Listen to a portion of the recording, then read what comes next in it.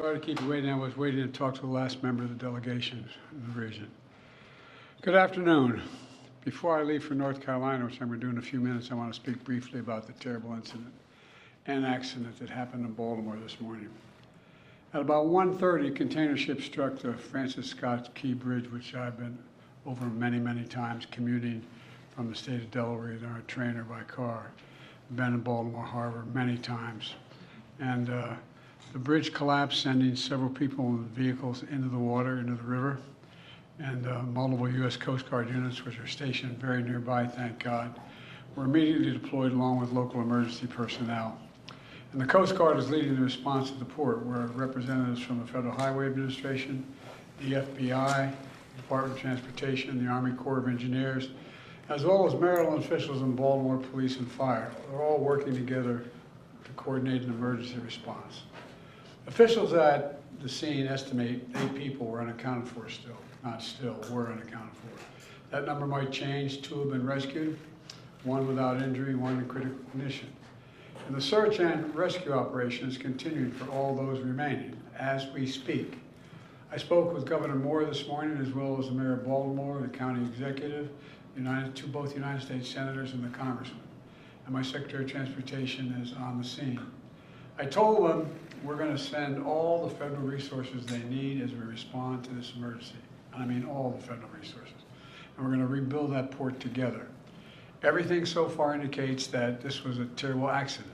At this time, we have no other indication, no other reason to believe there's any intentional act here. Personnel on board the ship were able to alert the Maryland Department of Transportation that they had lost control of their vessel, as you all know and reported. As a result, local authorities were able to close the bridge to traffic before the bridge was struck, which undoubtedly saved lives. Our prayers are with everyone involved in this terrible accident and all the families, especially those waiting for the news of their loved one right now.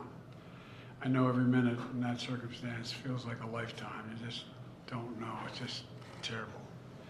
We're incredibly grateful for the brave rescuers who immediately rushed to the scene, and to the people of Baltimore. I want to say we're with you. We're going to stay with you as long as it takes. And like the governor said, you're Maryland tough, you're Baltimore strong, and we're going to get through this together. And I promise we're not leaving. Here's what's happening now. The search and rescue operation is our top priority.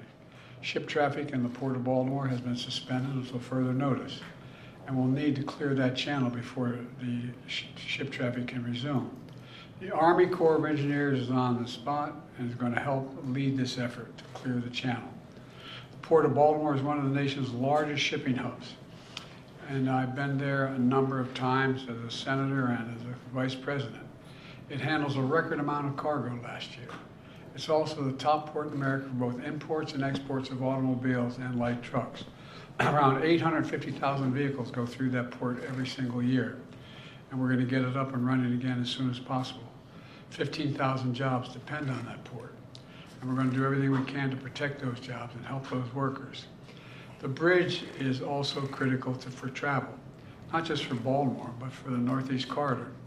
Over 30,000 vehicles cross the Francis Scott Key Bridge on a daily basis. It's virtually, it's one of the most important elements for the economy in the Northeast and the quality of life. My transportation secretary is there now. As I told Governor Moore, I've directed my team to move heaven and earth to reopen the port and rebuild the bridge as soon as humanly possible. And we're going to work hand in hand with the support of Maryland to support Maryland whatever they ask for. We're going to work with our partners in Congress to make sure the state gets the support it needs. It's my intention that the federal government will pay for the entire cost of reconstructing that bridge, and I expect the Congress to support my effort. This is going to take some time. The people of Baltimore can count on us, though, to stick with them at every step of the way until the port is reopened and the bridge is rebuilt. You know, we're not leaving until this job gets done.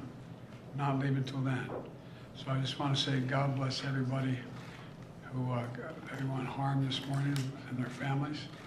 And may God bless the first responders, many of whom risked their lives.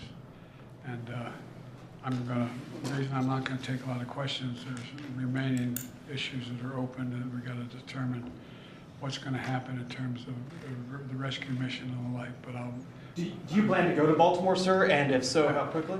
I do, and as quickly as I can. That's what we're You doing. said the federal government's also going to pay for the repairs. I'm just curious, this was a ship that appears to be at fault. Is there any reason to believe that the company behind the ship should be held responsible? And then also, you That mentioned... could be, but we're not going to wait for that to happen. We're going to pay for it to get the bridge rebuilt and opened. What did you make of Mr. Israel's President. decision not to attend this meeting this week?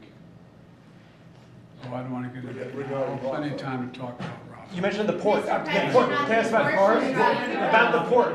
Thank you for